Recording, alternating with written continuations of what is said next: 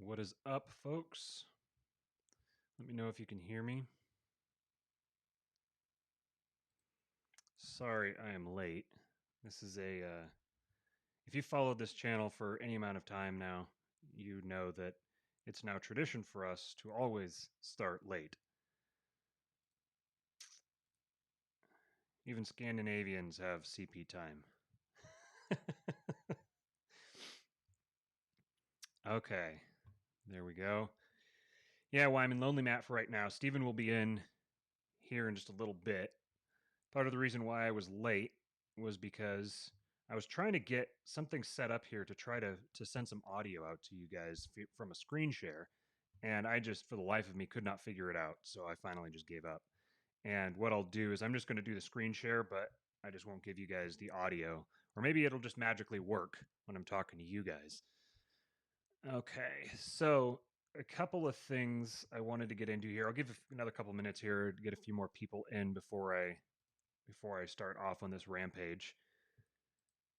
Uh, I was just before I was getting ready to come on here, I was looking on Twitter and having a couple conversations with some people there and observing a couple of interesting dynamics that are happening out there. Some interesting tweets from some other people, and it illustrates what I wanted to talk about tonight, which is why the Liberty Movement died and what you can do about it. I know a lot of people are probably going to read that and think, is the Liberty Movement dead? I'm kind of assuming something there. And I'll be completely honest, I don't know if it's dead or not. I'm assuming that it is. And also, it just makes a provocative title. But I'm gonna describe why I think the Liberty Movement is, at the very least, far behind what it could be, and why its prospects aren't great for especially the near future.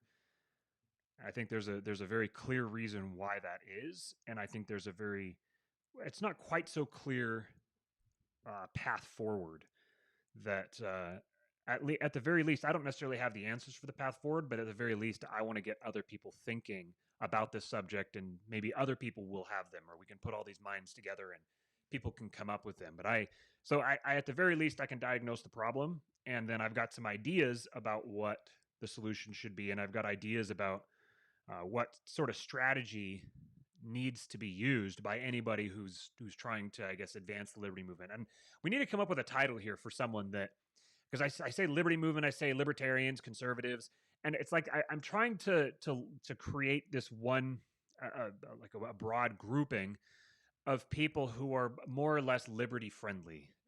I do not want to say liberty lovers. That sounds way too much like something Nicholas Sarwark would say.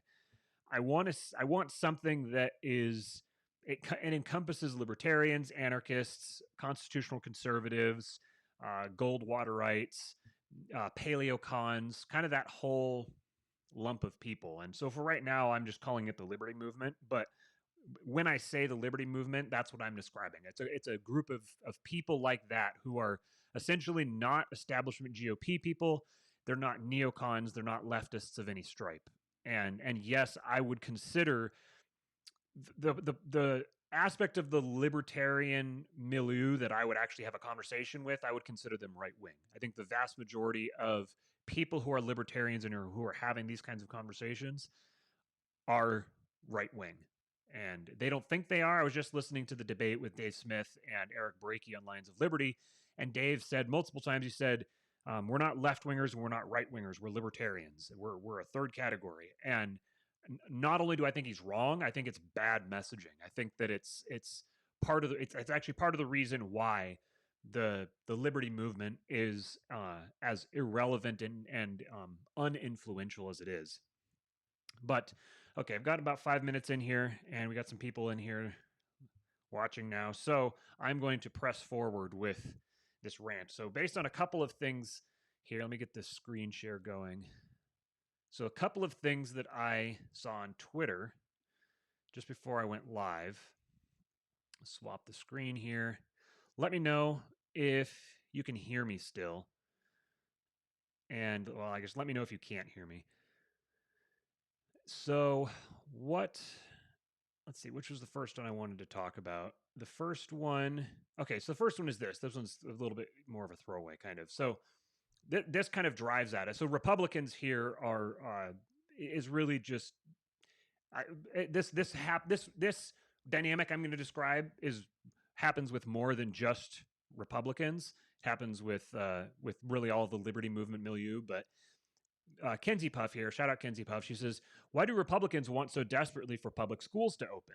With the implication here, obviously, that public schools are the indoctrination centers where our children are taken to be subsumed into the Borg, and all these libertarians, I mean, all these Republicans, and a lot of libertarians as well, have been out talking about, oh, we need to get public schools open. We have to get them open. We got to get kids back to school, and like they're basically begging for people to take their children back to the indoctrination centers that have been the lifeblood of the cathedral. And my response is just simple: because Democrats want them closed.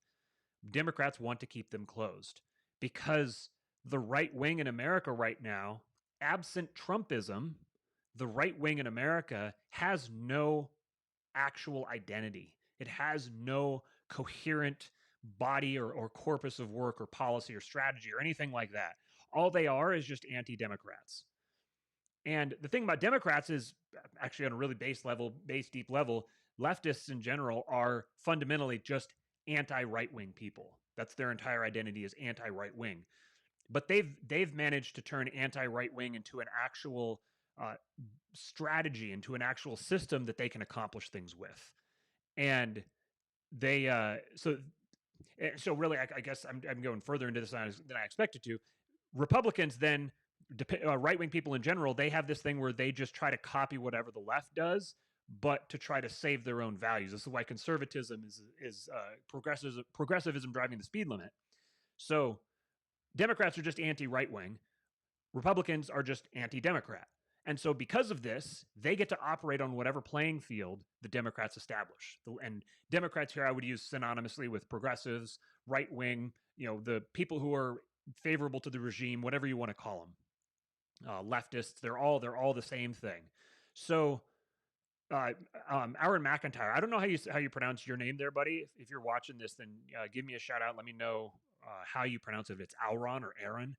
Aaron McIntyre, he's got a great YouTube channel. I highly recommend it. He said it is both that stupid and that simple.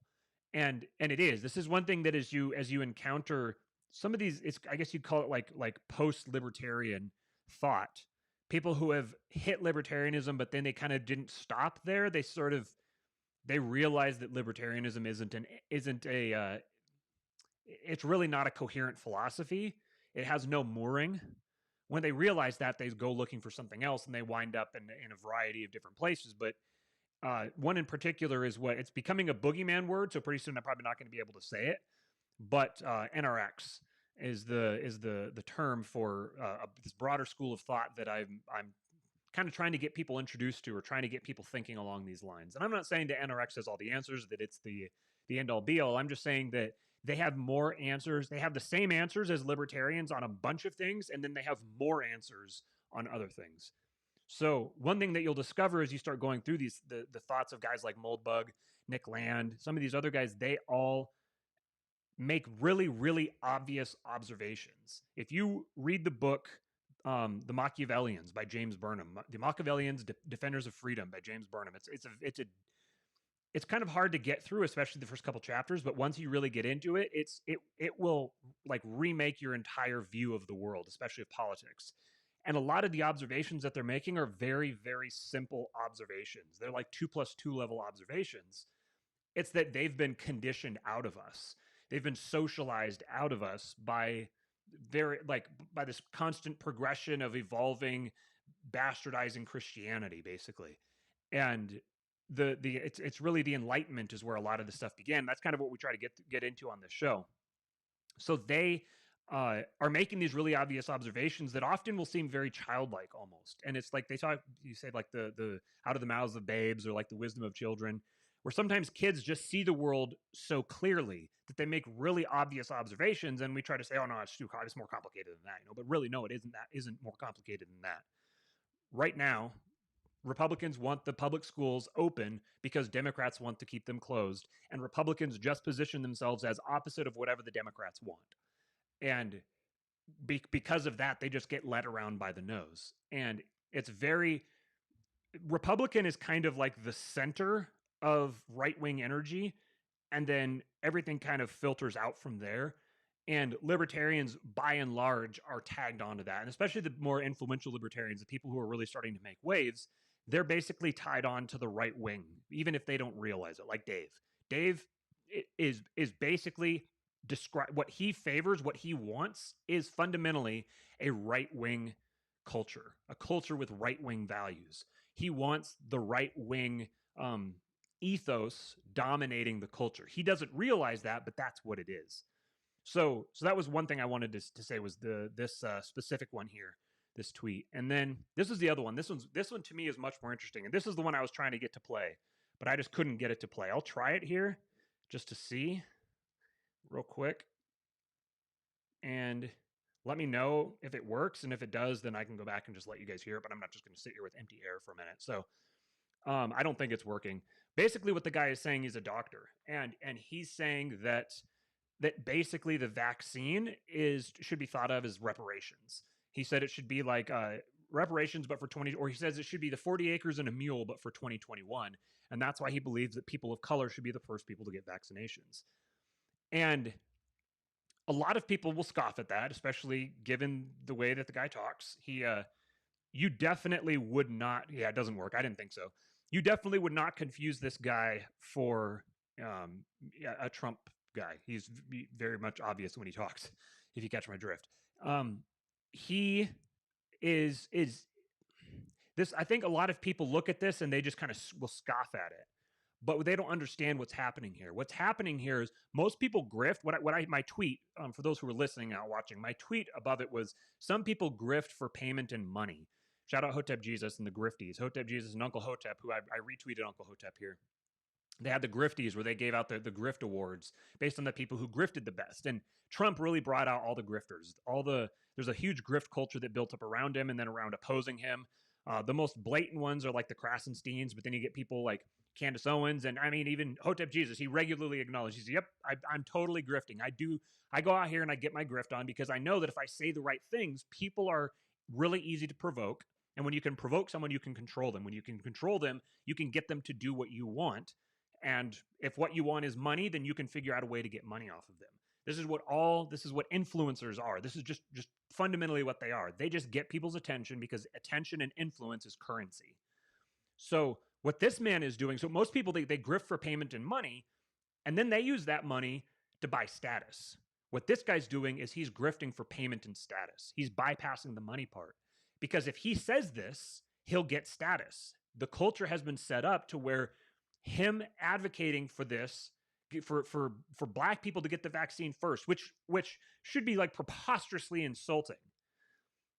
But he's advocating for it because he knows he'll be lauded. He's being interviewed and broadcasted here by frickin' Vice, and he's going to get mobbed by people like laughing at him and all outraged and stuff. But he's also going to get a ton of status among his culture, among his people group.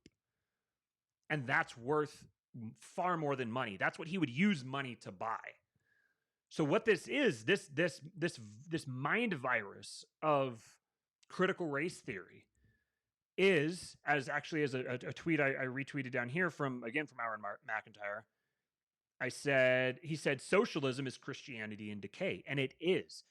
Christianity is the first time in history, basically, where we were taught to care about the weak, and where the weak were elevated, and we were taught to care for them, and to like the meek will inherit the earth. This is the first time that these ideas really hit the world in a broad way. It's always, for all of human history, it's always been that the strong dominate, that the strong, that power is worshipped. Power, like fundamentally, psychologically, people worship power, whether they realize it or not. They're drawn to it. It's alluring. And if they don't have power, they worship someone who has power. This is the way that human beings arrange themselves. This is the Jordan Peterson dominance hierarchies. So critical race theory, this intersectionality thing, is just the evolution of that. It's Marxist class warfare turned toward every identity possible.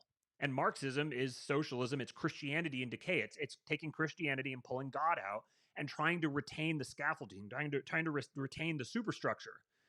Okay, Steven's trying to get in here. So let me pop him in real quick, and then we'll continue with this. I'm still not super good using Ecamm Live. Okay, Guess is in the green room.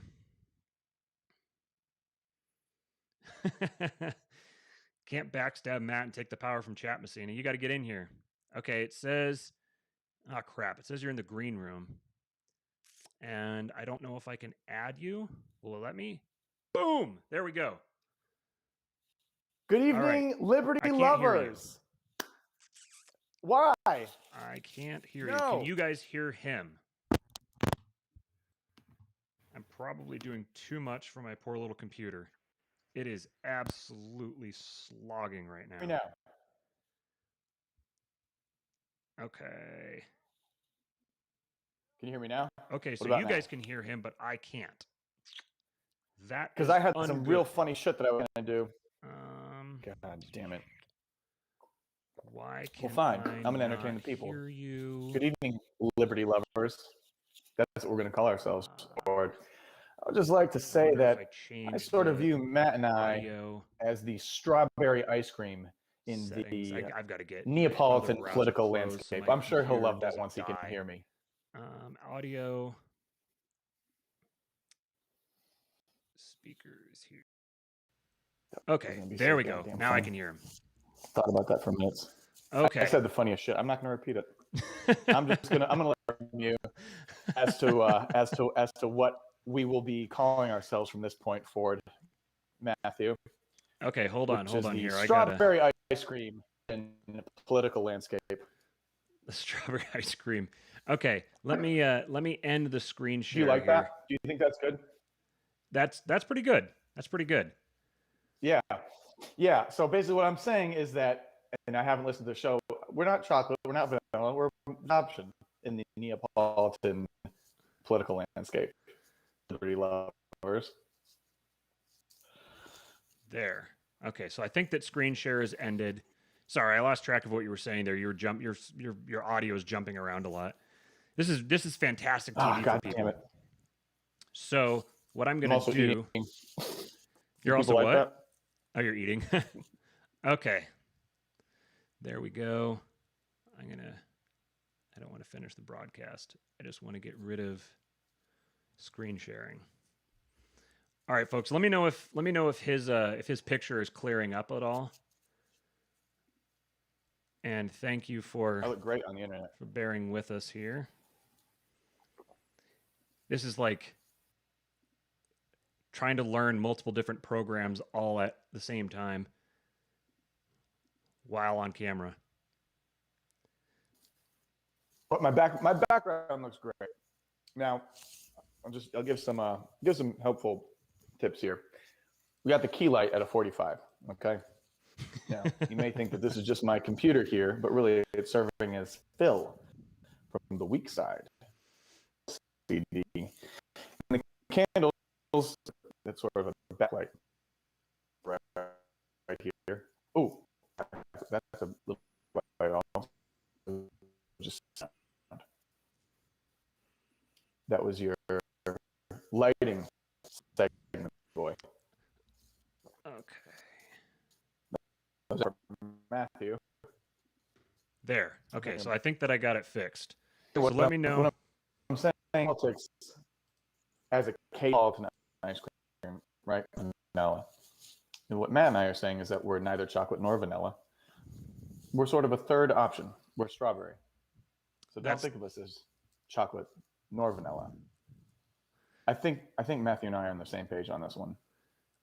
I don't know if we are. Oh, come on, Liberty lovers. I don't know if I don't know if I'm a fan of this whole being the third flavor. I think that we're the actual flavor. The other ones just aren't flavor. The other ones are flavorless goo pretending to be flavor, but we are actually flavor. How's that? I was just trying. I was just trying to. I was just trying to go megalomaniac subversion on you in my goal to work my way up the liberty lover ladder. I caught you and you failed. Foiled. Okay. All right, Let's see folks, if we let can me get a know. screen It share going. says it's working good now. No, I'm not turning the screen share back on. That was horrifying. I've got a little MacBook Air, and right now I'm on Wi-Fi too because our router is underneath me. And right now I am streaming, pushing out this stream with you connected in here, and Amy is watching the stream downstairs. And then I've got a video playing on my computer, so I'm having Wi-Fi bogging down, and I'm having the computer losing it too. But I think we're good now. I know everyone finds that super fascinating. Okay, so I'll just finish off what I was saying here about this this tweet again. So this guy is saying that the vaccines are the 40 acres and a mule of 2021, that they need to be treated as political reparations. And I'm saying that he's doing that because he's going to get status for it.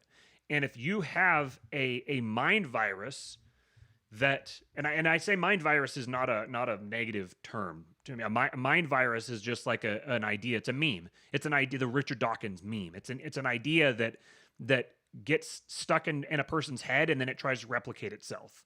So what you want is a mind virus that is adaptive. That as it encounters various hurdles and other dynamics, it adapts for survival and it gets better and better and better. And it does the things that ideas need to do to survive. So one thing is that ideas shouldn't kill their hosts. Viruses shouldn't kill their hosts, at least not right away, because you want to keep your host alive so that you can spread the idea, so you can spread the virus.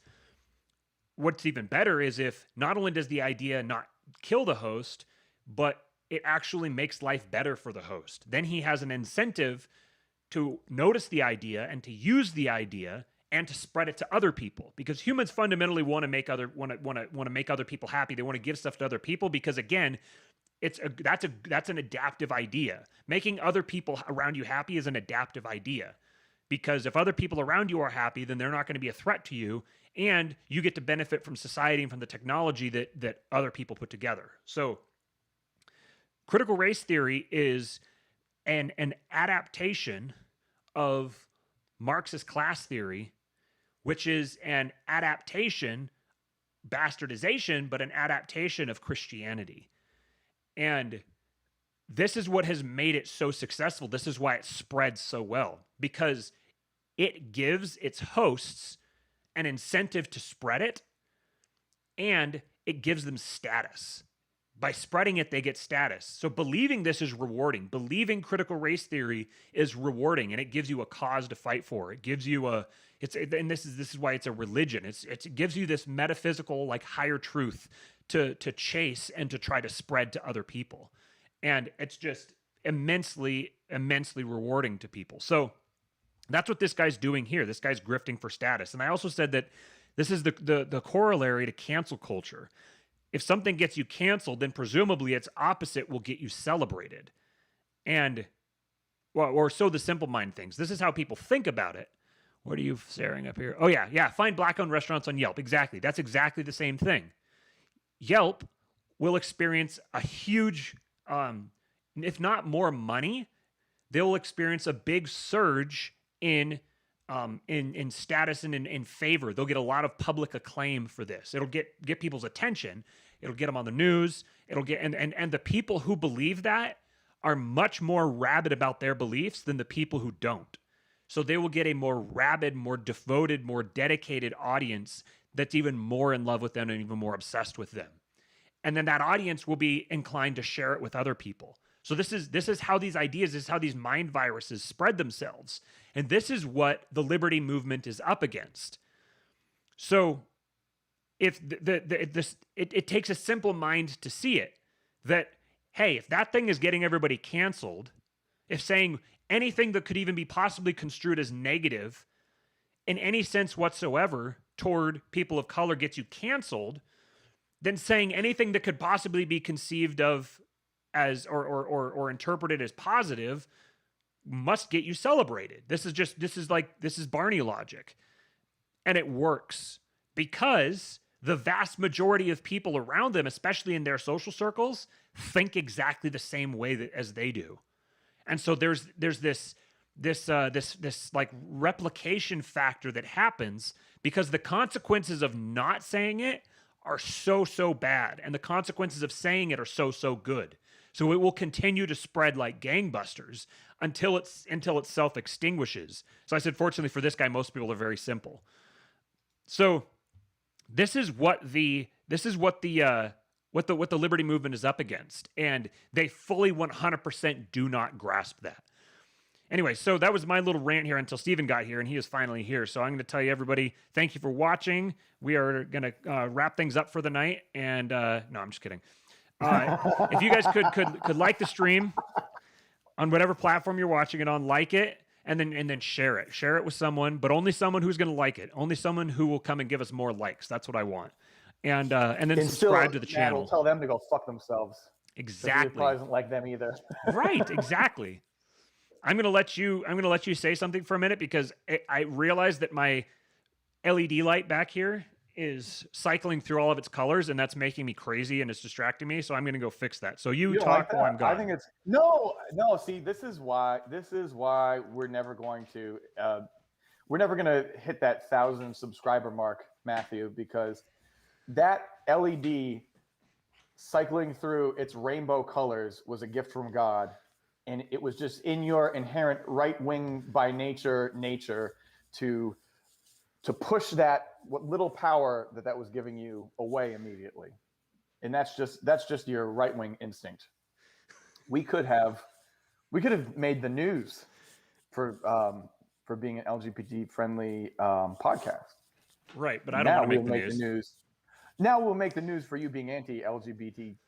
That's true. I do want to make the news. Actually, I want to make the news for that reason. For shutting off the LEDs when they were going rainbow. Right. Yeah, I saw that. Remember, I assigned my child's gender. Yes, you certainly did. Which we're going to make T-shirts out of that, by the way. That was Steven's idea, and I thought it was fantastic. Well, I just had another idea, and I think that you should make T-shirts that just say Matthew Erickson assigned to my gender. T-shirts. I think those would go well. Even better. Would any of you guys wear a Matthew Erickson assigned my gender T-shirt? I don't care if you would or not. I'm still going to make it. There's some very funny things in these comments that I'm not going to read aloud.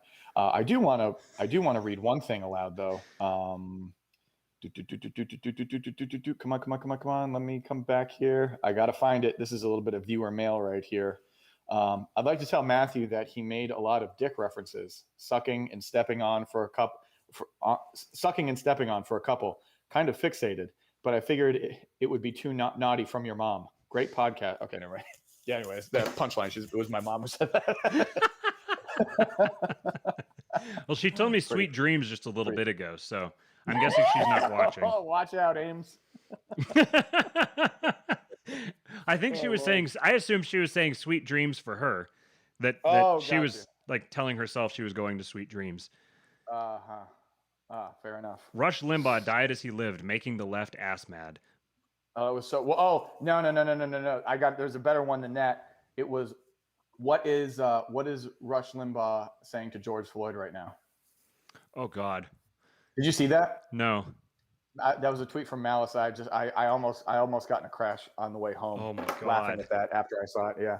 A doozy that one is. Yeah. That one's pretty good. Oh my God. The man has a talent. Yeah.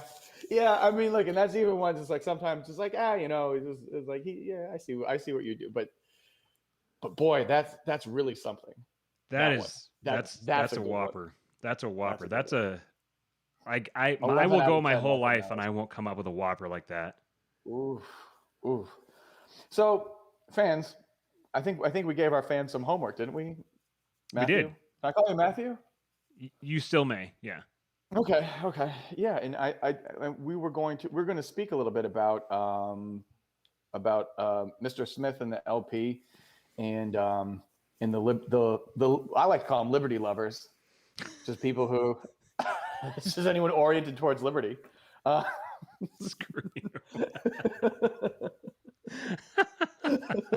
I think what Matthew said our last episode was, what can we liberty lovers do to put forth liberty into the world in the age of Aquarius? Oh, I I think really that's hope that I something. didn't say that. And well, what did we come up with? Well, so what we wanted is, number one, you had that tweet from Dave that he said what the I guess Right. what libertarians should be in Mhm. going forward. So we were Mhm. gonna pick that apart. We also asked anybody else to submit their ideas of what you think that what you would suggest as strategy points going forward for people who want to see the expansion of liberty. Works. Yeah, so just that Dave Smith tweet from forever ago, even though it really wasn't forever ago, seems like it. Libertarians with an S message for 2021: end the lockdowns immediately and open the economy completely. End all foreign wars. End all corporate bailouts / welfare. Audit / end the Fed. Support self-defense by armed citizens against rioters and/or cops. Resist the cathedral always. Little refresher. Okay. Let me do me a favor and send that to me on Facebook Messenger real quick, I certainly will. so that I can read through that as we talk Yeah. about it. And then I also, before we finish up tonight, I want to talk about the Colorado City mayor who posted something on Facebook and then resigned. I've got some thoughts about it. That I definitely would not have thought this about it before. This is definitely something new for me. But I definitely have very strong thoughts about what he wrote, what he said to his constituents. Oh, Mama Messina's there. She's watching. Locks of Liberty. Oh, that's great. That's what we should have called it. Hi, Mama Messina. Okay, so pulling this up here. All right, so Libertarians' message for 2021: end the lockdowns immediately and open the economy completely. Sure, fine, great, that works. Right. I mean, I that'll if you say that and you're also a compelling person that gets in front of people and you have more to your message than that, then yeah, that's fine. I have no problem with that. End all foreign wars. That is, it just doesn't move the needle. There's nothing wrong with it.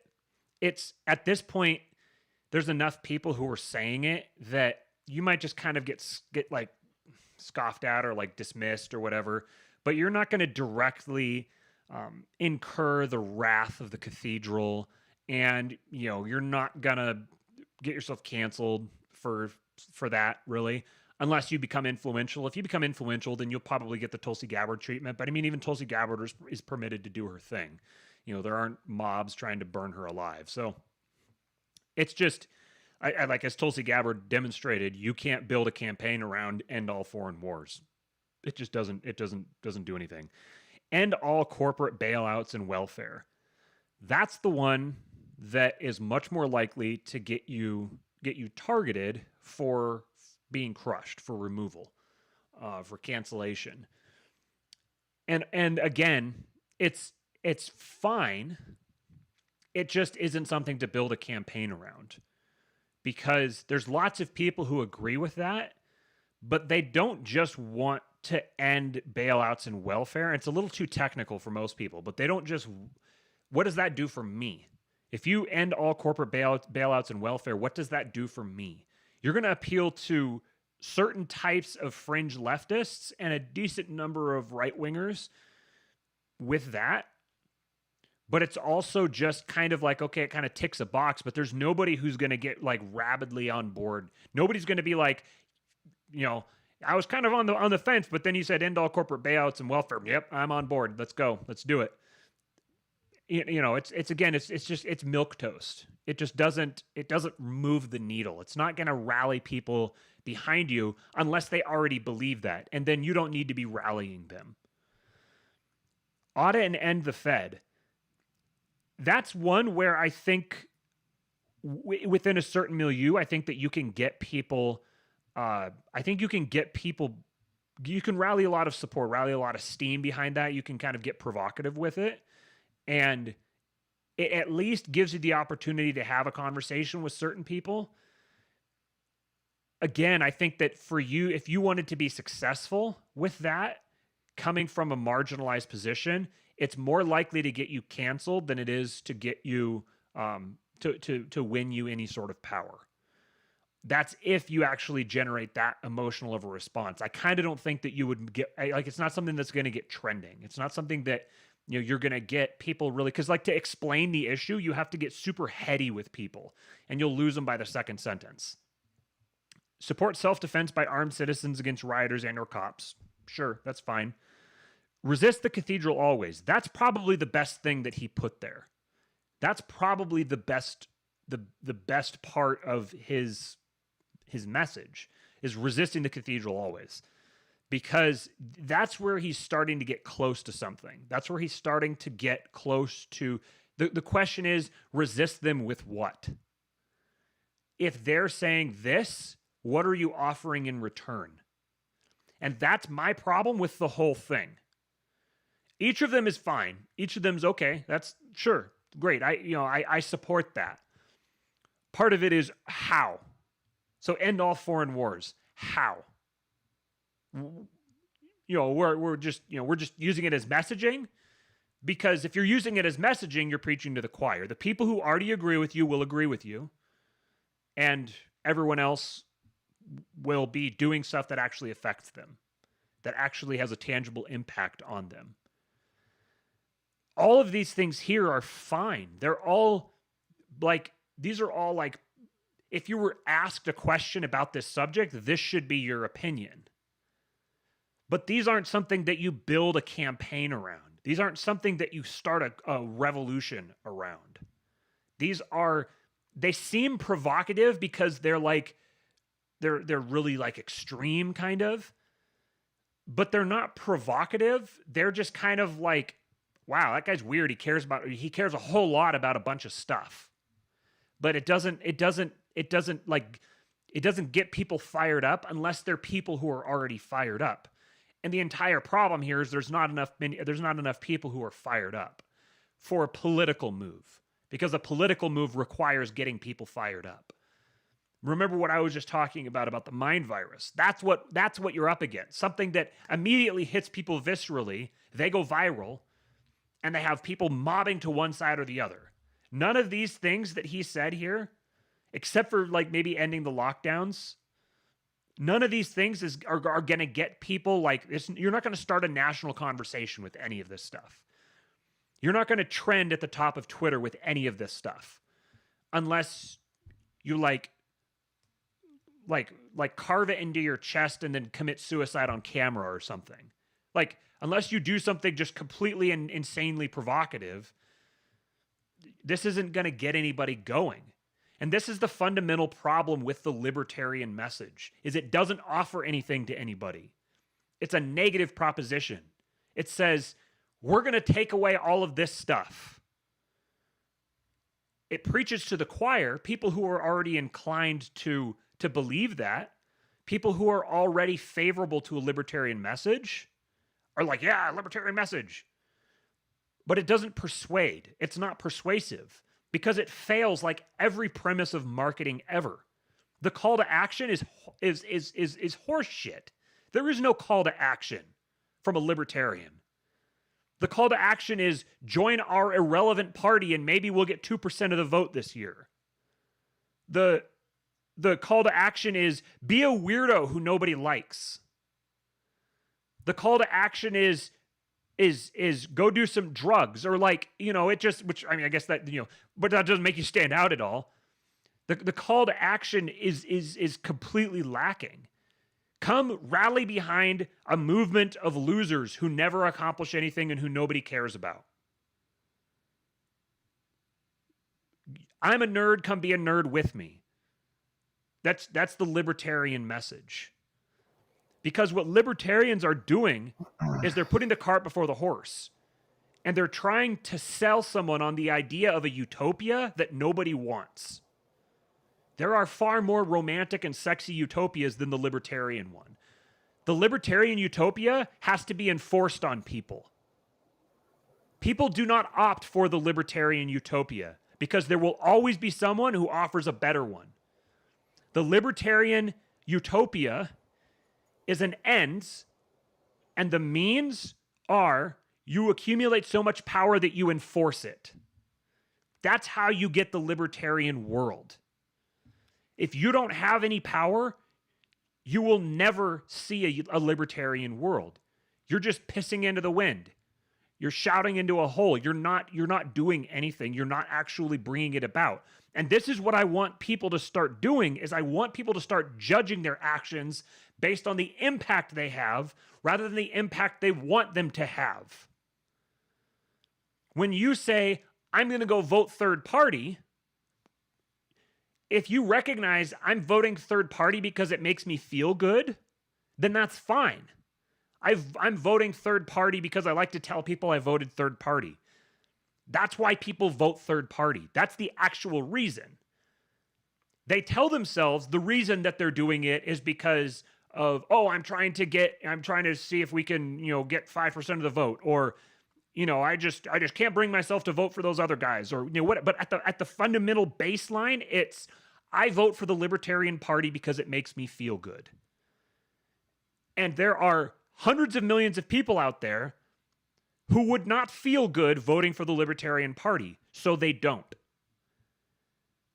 And our goal needs to be giving them something to participate in that makes them feel good.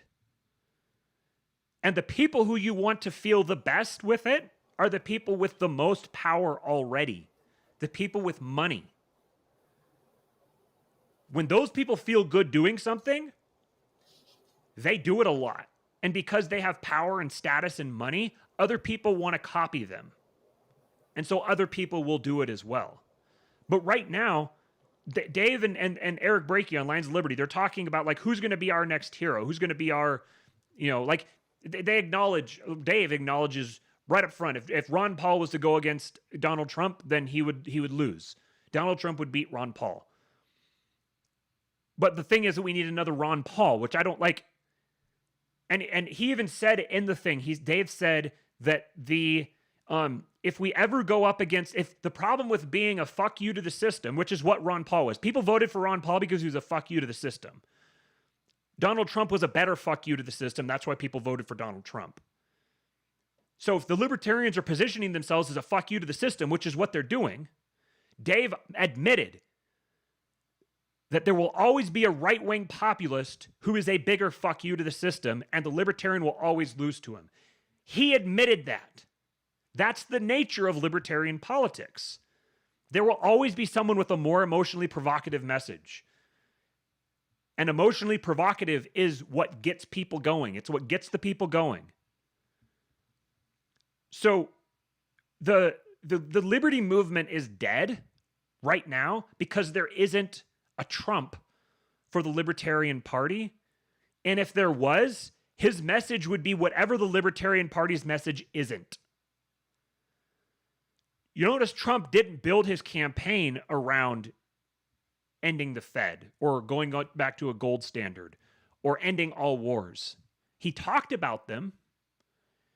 He gave lip service to them because that would pull in a little cabal of people who care a whole heck of a lot about those issues. But he built his campaign around build the wall, lock her up. Very simple, emotionally provocative. He painted a picture of rapists and murderers coming across the border and getting in DUIs and killing your kids. That's a really emotionally provocative picture. That's what people want. People want someone who is going to come fight for them. Someone who's going to attack their enemies, to get vengeance for them, and above all, to protect them. To protect them and to give them a purpose, to give them an identity to align with, and to give them power. They want to feel power by proxy. Nothing about the libertarian... Another thing Dave said, libertarianism is fundamentally an ideology of compromise. It's none of you guys get to have what you want. None of you guys get to do bad stuff to each other. that, like, I want to know if the guy's ever met a person before, because there is not a single person who hears that and goes, "Oorah, where do I sign?" That doesn't sell. That doesn't sell. That's not even a consideration. H.L. Mencken said the average man does not want freedom, he wants safety. And to keep people safe, you have to have power.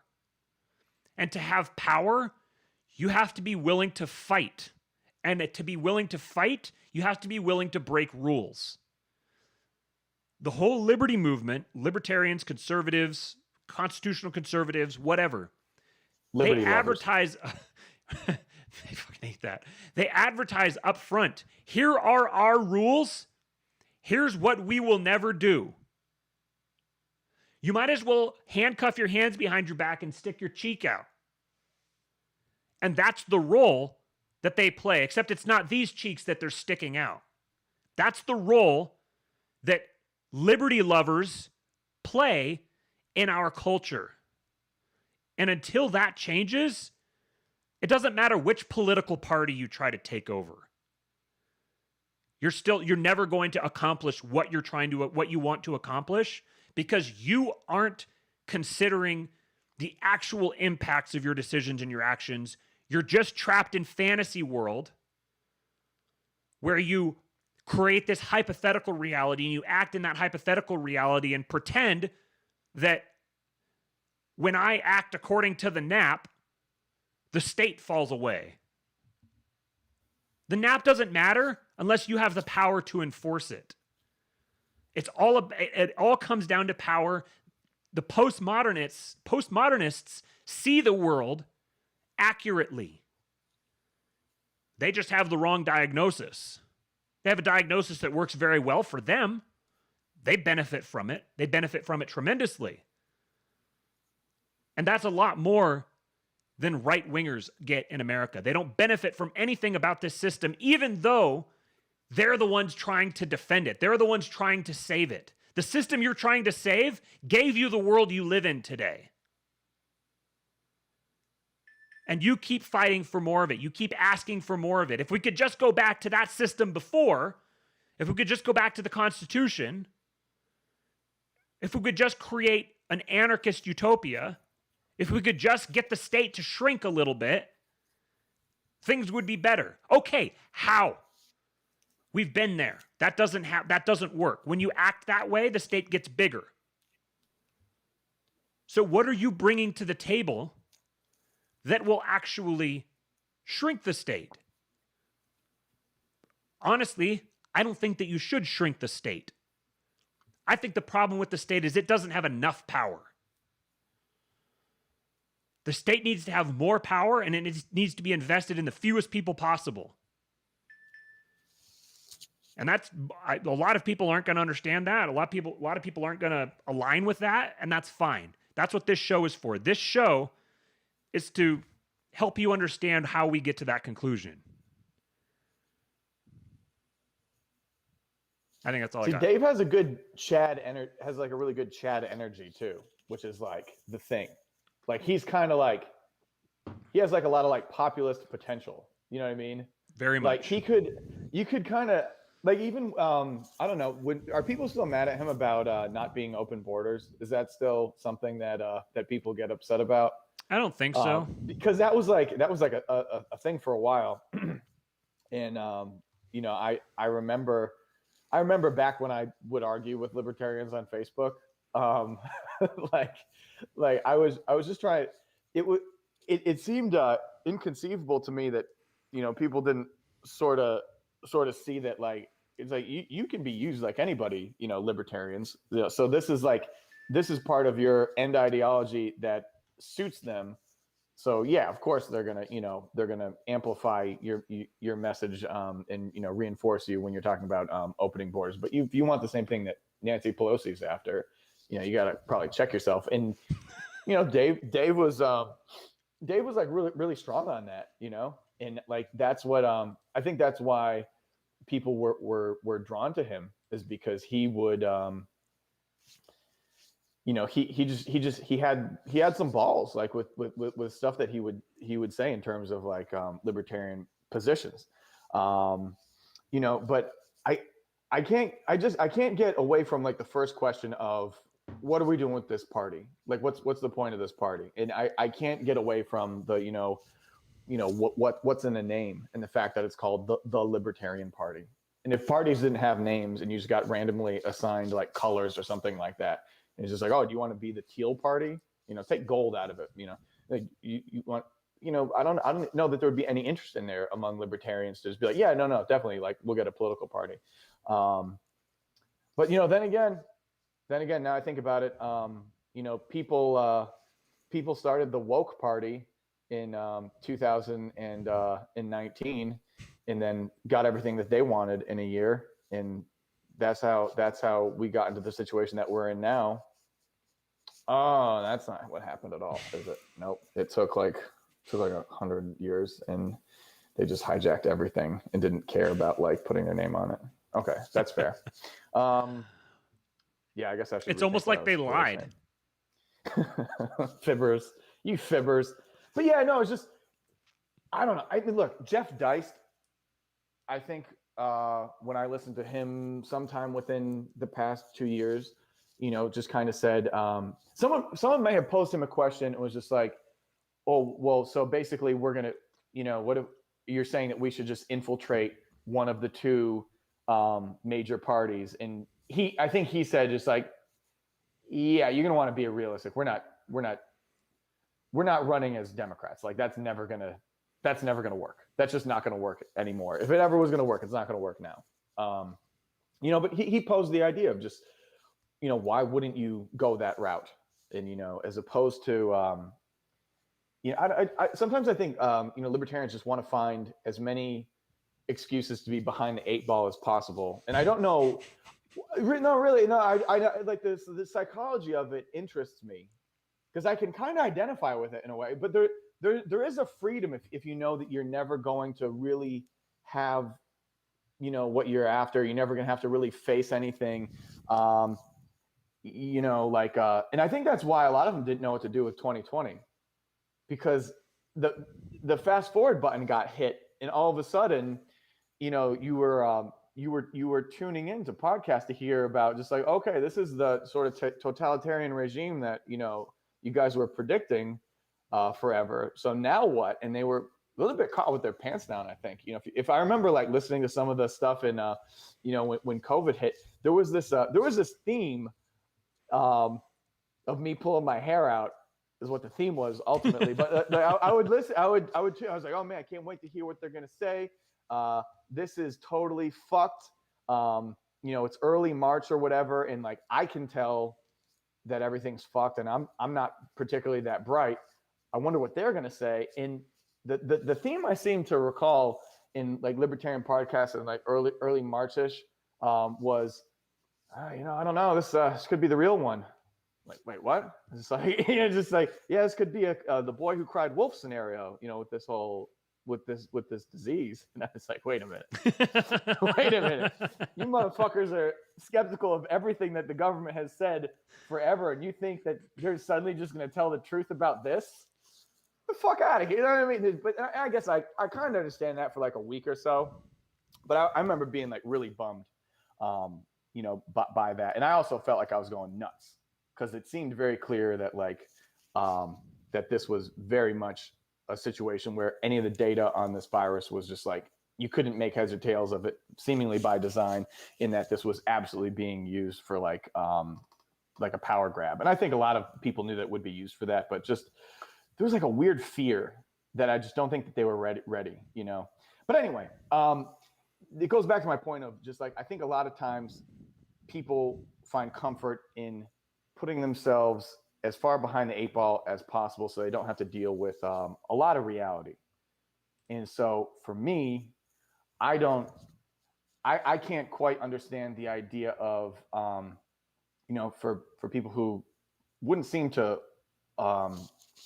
align with the idea of like political action in the first place, to focus their energy on not just a political party, but trying to take over a portion, like a caucus within a very small political party to then maybe take control over the party to then, you know, be in that conversation of like 1 or 2%. I listened to Dave and Spike talk on like on that recent episode of Part of the Problem, and even then I couldn't quite make. I was trying to get a beat on what they were talking about, but you know they were even, you know, Spike said something like, yeah, you know, we got to kind of figure out, you know, we're kind of talking out of both sides of our, I'm paraphrasing, we're talking out of both sides of our mouths here.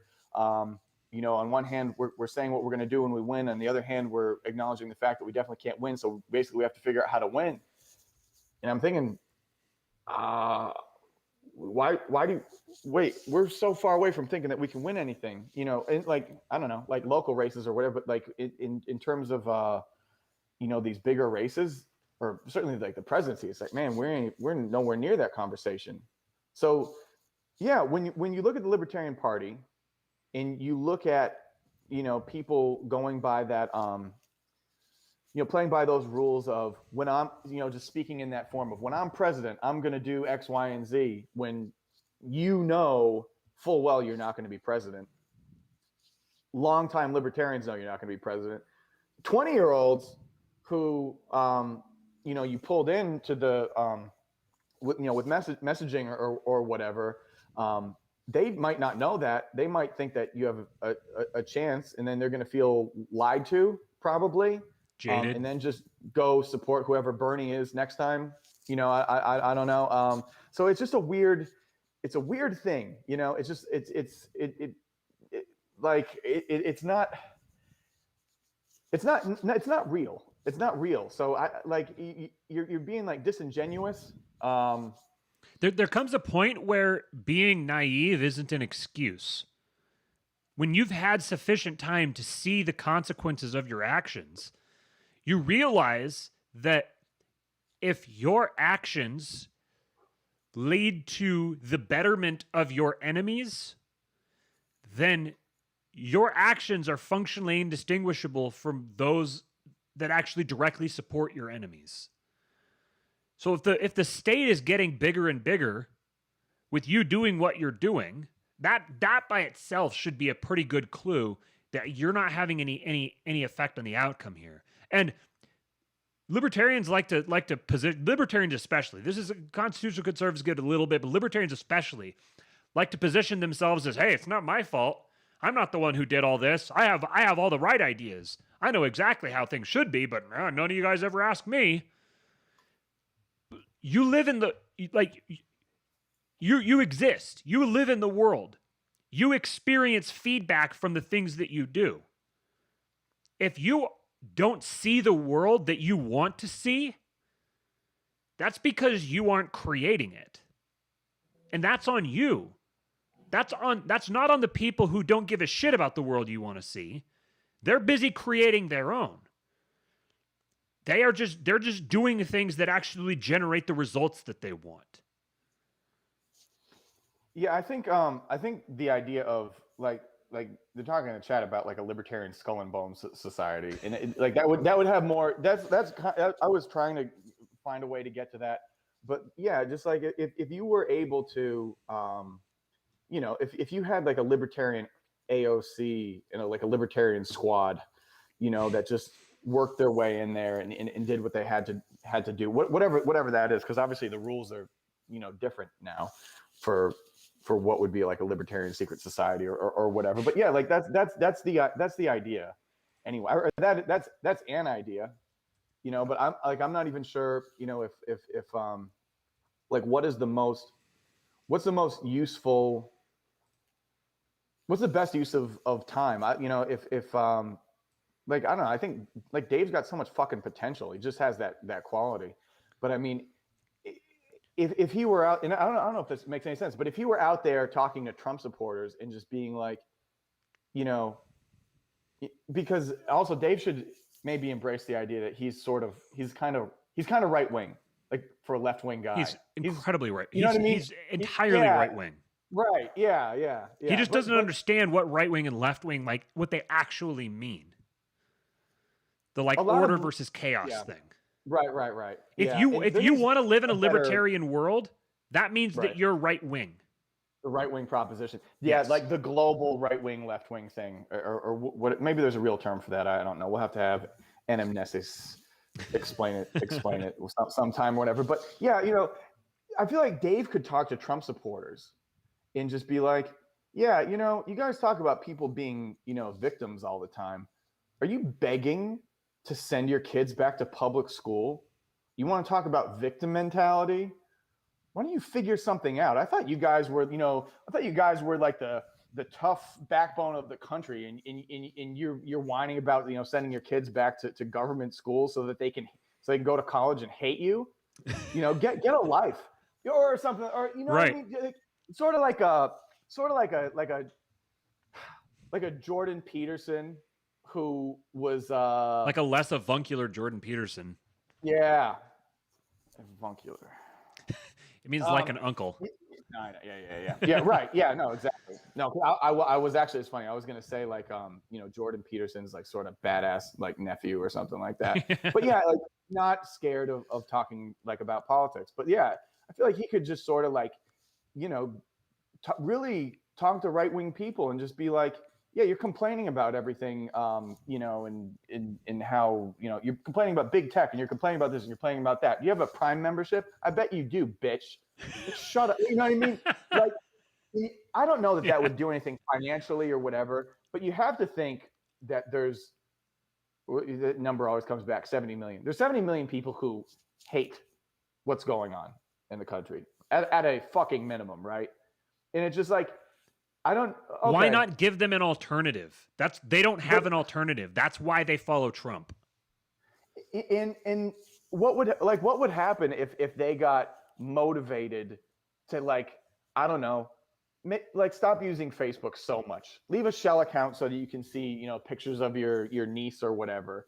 Cancel your fucking Prime membership. Like, just think of little alternatives like that. And I'm not even saying it would do anything financially, but just spiritually for people. Like, it would make them feel like invested in less hopeless. And I don't know if that's true. So here's what it is. You do that, and then you go the next step further, which is get people building something. Building, I don't want to say building the next Amazon, but building something. Building something that offers some kind of value. What you'll get from that is you'll get status and you'll get money. And you can parlay those into something bigger. And just like the idea of like freedom that you can just kind of look like, I don't know. It's like when I was finally able to make a living, not working like a corporate America job. It was like very freeing for the 5 fucking seconds that it lasted. No, I'm kidding. It lasted a little while, but it was like very freeing. And like I like that same feeling. Like if you didn't need, I don't know, like if your project was fresh food, just kind of going around to these communities and showing how they can have their own fresh food sources. You know what I mean? They can just make fun of people for going to Whole Foods or whatever. Like there's something there. Right. There's something. Right. There's energy there. And the same thing with building a community. Right. The libertarian message falls flat because it just takes something away from people and it doesn't offer anything in return. And the typical response, I've heard Dave say this, I mean, I want to make it clear. Our goal here isn't to just beat the shit out of Dave's. No, I want to debate that motherfucker on Lions of Liberty. I'm sick of him platforming white supremacists and being in a pipeline for the alt-right into the Libertarian Mises Caucus. Right now, he's just the one who's talking the most about this. So, he's the lightning rod. He's gonna if he's gonna put himself out there, then his ideas are going to get criticized. And we're criticizing them because we see how much potential he has, and we want him to be better than these failing ideas. The failing New York Times and the failing libertarian philosophy. They're all failures. Because libertarian philosophy doesn't offer something new to people. It doesn't give them something to invest in. All it does is remove something from them. So people don't have anything to rally around. You can't rally around nothing. You have to rally around a cause. So libertarians are halfway there. Libertarians have recognized, okay, this is bad.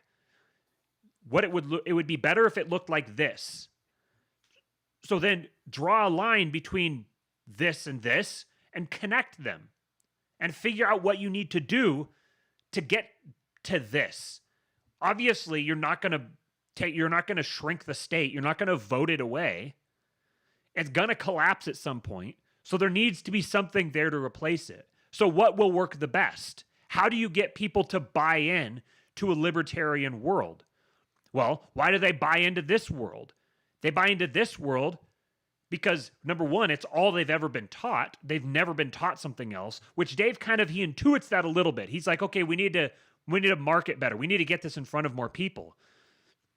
But what he's describing as the libertarian message is the anti-state method. It's not the pro-libertarian society message. Describe what a libertarian society would look like. Describe how you're in the process of building it and creating it. We say, oh, well, private companies could do all this stuff. Okay, well, where's that private company? Because I don't see the private company that could like serve as private security for a city. I don't see that company that would function that way. I don't see the contract-based like utility systems and whatever else. I don't see those things. No one has created them. So you can't replace something with nothing. There's real people who depend upon the state. You can mock them all you want, but the fact of the matter is they depend upon it. And just yanking it away, you're never going to get them on board with that. And you're not going to get other people on board with it because they don't want to just yank something away from someone who doesn't have another alternative. But there are no alternatives. So libertarians are basically, effectively, just people that are on the sidelines throwing shit at people. They're like flinging poo like monkeys and just shouting down other people's ideas, but not presenting anything new of their own. They're just saying the state is bad. Okay, great. So what's good? Business? Because that's how it comes across. Business is good. Oh, okay, so like Amazon. Well, yeah, Amazon's good because of blah, blah, blah, blah, blah. You're not going to disentangle the good stuff Amazon does from the bad stuff that Amazon does. You can't just point to Amazon and say, well, they're good because they do all this and get people, oh, okay, yeah, well, what we need Amazon running the world. That's not not going to be compelling to someone. You have to present them with an idea, with a clear vision of what the world could look like and a clear pathway to get there. And right now, there is no clear pathway to get there. Ultimately, I saw another tweet the other day that said about the thing going on in Texas right now. It said that we're going to see this type of thing getting worse and worse because increasingly our society can't keep up with our infrastructure. Our society can't keep up with the technology. The technology is advancing faster than the social technology is. People are getting dumber and less competent while the technology is getting more and more difficult to run. What we're having a failure of is the failure to maintain a coherent society, not the failure to create the right type of technology. So then the question is, what creates a coherent society? How does a group of people bind together around a single purpose? How do people act in unison with trust with one another? What creates that? What dynamics create that and facilitate that? And how do we get to them? Ultimately, the reason why I say that Dave is right-wing, why Steven says Dave is right-wing, and why there's either right-wing or left-wing, there isn't something else, is because you either believe in hierarchy or you don't. The right-wing position is endorsing hierarchy and order.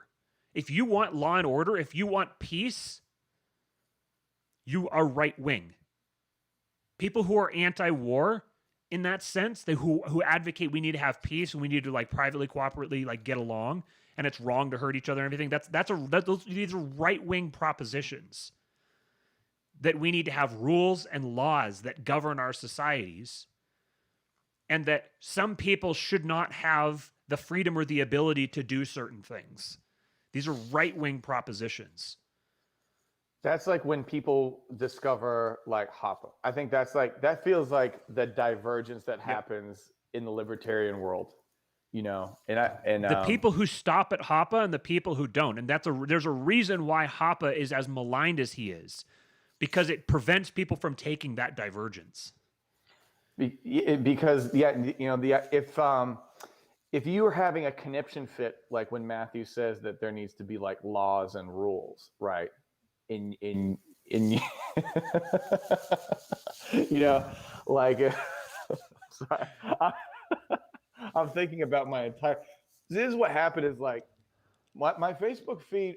It was weird. My Facebook friends were all like from like the dance world and just like quadruple woke for the most part, and then just like whatever milk toast, leftist, progressive, whatever, but like all that, and then like half of a libertarian here and there, and then people kind of just realized that I was like I knew like Spike actually. So I just got this influx of friend requests from but all the libertarians that like really like Spike, and and then I have like a bunch of friends that I made like part of the problem inner circle, like so those kinds of libertarians, those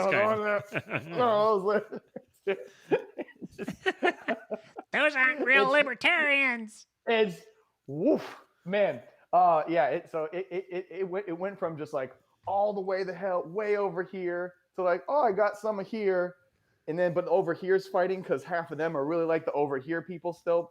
But yeah, like if the idea of there being laws and whatnot, that throws you into a conniption fit, then I don't think how Ancapistan's really going to work, because there's going to be some fucking helicopter rides. Take those snakes out the Garden of Eden.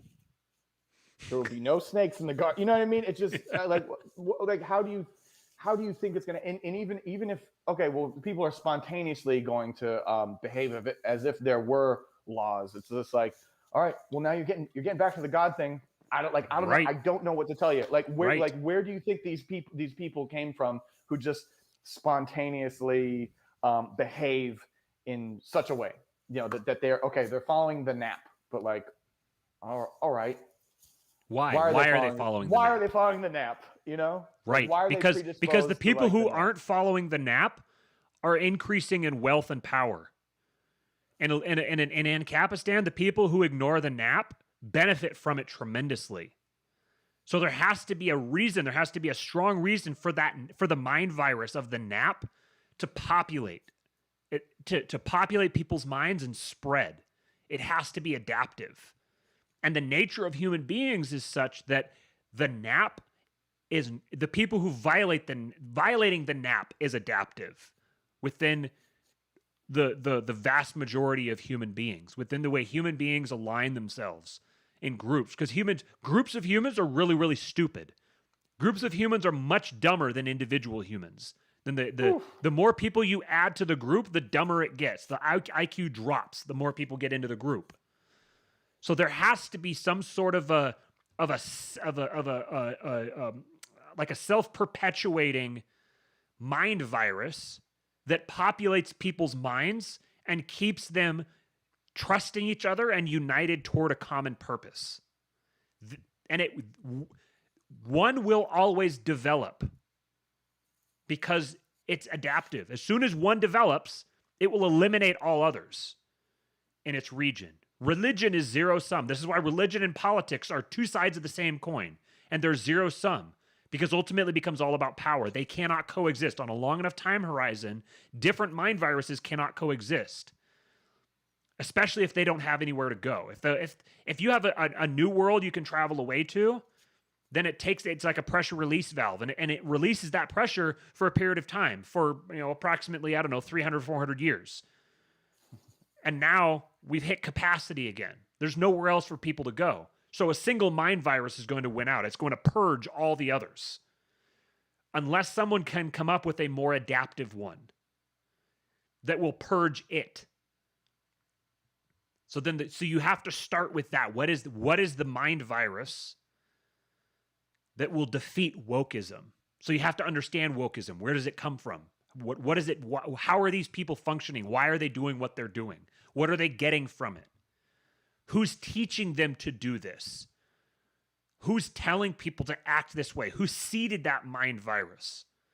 Where did it come from? Who did it flow through? Why did they say what they said? This is where you have to start reading, and you have to start like accumulating this knowledge so you can understand how to relate to it. And you'll realize very quickly that it's almost absolutely a numbers game. Because it's mob mentality. The virus takes over mobs and they operate as mobs. And the only way to combat them is strength in numbers. You have to have numbers. Now, it's not numbers in the sense of democracy. It's numbers in the sense of like sheer force of power. And then human beings in large crowds fall behind the best leader. The best leader is the person who can get the most people to fall behind him, by definition. It's the man who knows how to condition people, how to program people, how to rally people behind a cause, and how to convince people to sacrifice their lives for something. The man who can do that to people is the man who will govern, and he'll rise to the top. This is why, number one, Christianity is inevitable, and why some variant of monarchy is inevitable. These are the pressures that are forcing over time, over a long enough time horizon, we're going to get there eventually. So this regime won't stay the way that it is. And it's going to keep centralizing. The thing about decentralizing government is that the decentralization gets applied to the people who are out of power. The people who are in power use the decentralization idea to kneecap all of their opponents and ensure that they stay in power. They're the ones who weaponize the system to ensure everything else stays decentralized. The nature of power is that sovereignty is always conserved. Power will always flow to the strongest. And it will begin picking off all of the people who are threats to it, because power is a mind virus itself. It wants to perpetuate. So the way that it retains itself is by eliminating all potential threats.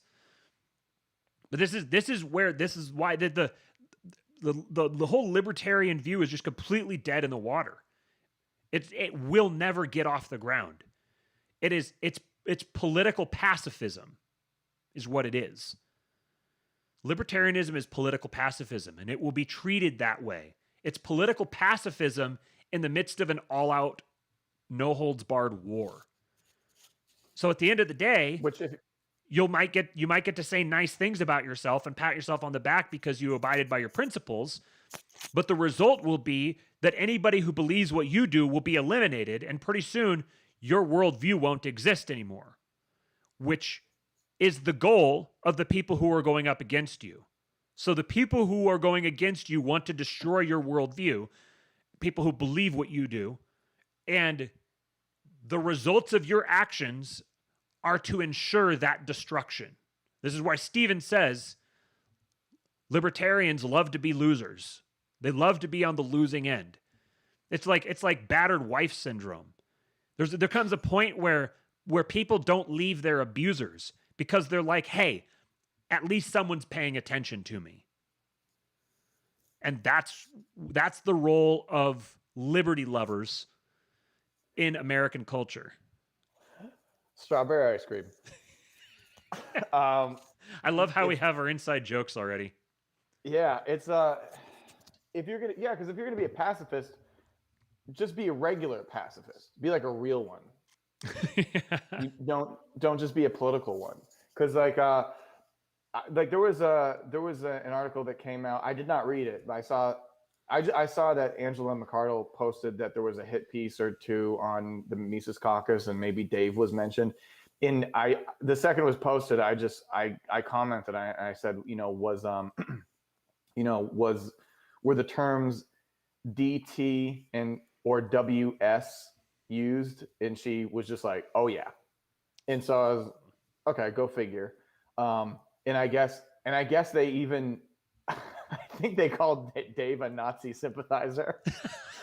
Like fucking straight up. So it just, we obviously live in fucking clown world, but it's like that's what's good. That's what's going to happen to you, and I think they know that.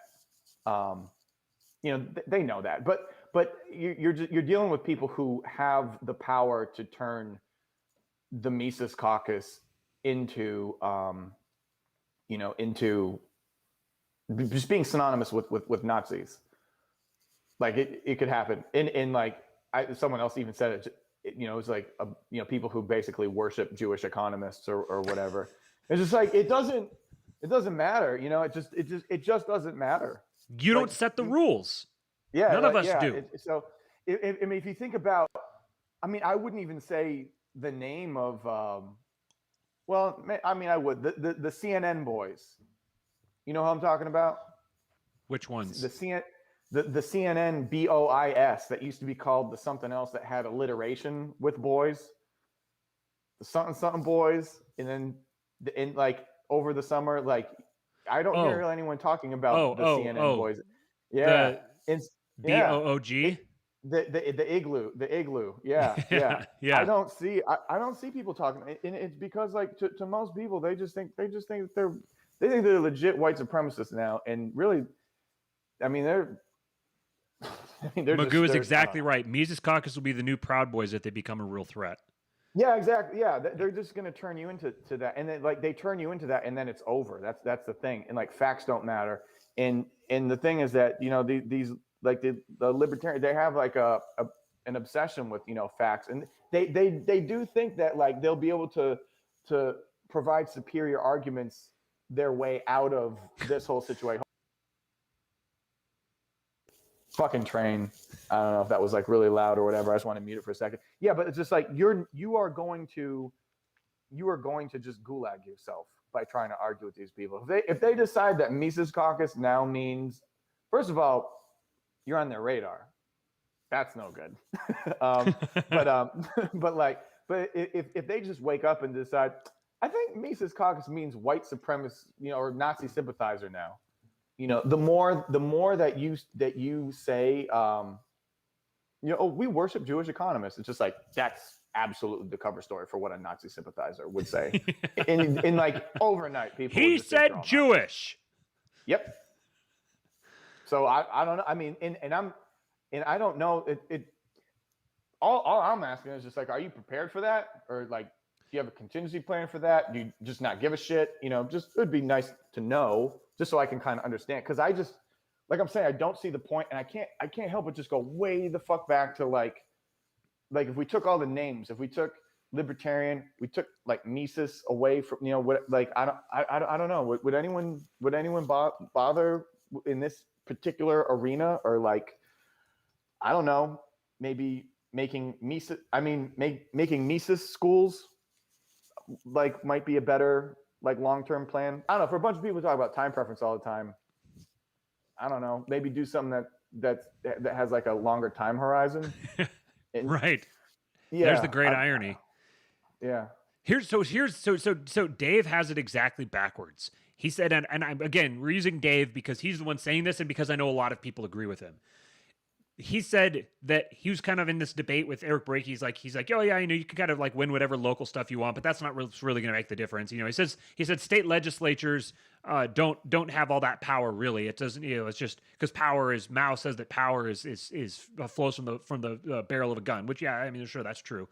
So he's like, so the local stuff, kind of whatever. But what we need to get a hold of the presidency so we can get a better Ron Paul to rock the bully pulpit. And I don't even know where to. I don't know how you watch the last 5 years and come away with that conclusion. That what we need, what's attainable, where we should be focusing our energies, is getting an ANCAP elected president. Donald Trump I was going to say something, they would have gotten this channel deleted. Donald Trump lost re-election. Donald Trump, despite doing everything right, and despite his voters doing everything right, and achieving an outcome that should have awarded him the presidency, was not reelected. Joe Biden is now president, even though he did not accomplish what most presidents do. Am I making myself like, are people gathering what I'm saying here? What makes you think that you're going, that the realistic thing to pursue here is getting a fucking ANCAP elected president? In what planet do you think that's going to be possible? It's not even. You're more likely to fly yourself to Mars by flapping your arms. It's not even in the cards. What is in the cards is winning local elections, is rallying populist energy and taking over your local school board, or winning sheriff, getting elected sheriff, or getting elected to state legislature and raising hell. That's feasible. And then your message isn't, you need to be a libertarian and here's all the great things about libertarianism. He's like, we need a bully pulpit so more people can hear about libertarians. People have heard about libertarians. They don't want them. Bored. Libertarians' problem isn't that not enough people have heard of them. Libertarians' problem is that too many people have heard of them. Yeah. So getting them in front of more people isn't going to fix anything. The one part of his message there that was spot on was resist the cathedral always. Your message is, these people want you dead. I don't. Vote for me. Then you can say all the other stuff. If people say, what about lockdowns? Yeah, end them. If people say, what about wars? End them. Do whatever, like start the process. Let's get it done. Okay, next question. End all corporate bailouts and welfare. What should we do about corporate bailouts? They shouldn't exist. Great. What are you going to do to stop them? We're going to take a look at that. My opponents want you dead. Elect me. The biggest like kind of eye opener that I had, I was listening to, and again, it was part of the problem. And I think it was Dave was like live at like PorcFest or something, maybe like that, I want to say. And so he was giving this like killer show, commanding the crowd, and it got to the point of like having like audience questions, and it was cold water, man. It was just ice water splashed all over me. It was just, I mean, totally fixated people just asking questions, basically trying to prove, in the most, not to overuse the term, but paralyzingly autistic ways possible, that abortion isn't killing a baby. Like that's all it was about. It shifted gears like so quickly. It's just like, well, because if you refer to the Lou Rockwell model of the eviction argument, it was like, oh yeah, these are libertarian. No offense, but it's like the world needs philosophers too. Like it needs people to think about how to solve unsolvable problems. But the first step to actually solving them is having any sort of voice on that has any sort of input. It's actually participating in the conversation, even being involved. It's like you got to have skin in the game. You can't You gotta shab these guys up somehow, or give them give them like role models that they can like look to. It's just and have something to show for yourself. See, here's where this is where Dave needs to be leaning into. Lean into your show. He's talking about, I got in front of 12 million people in the last couple of weeks because he went on Tim Pool and he went on Joe Rogan. Why do you need the LP? Yeah. You're already in front of millions of people telling them what libertarians are about.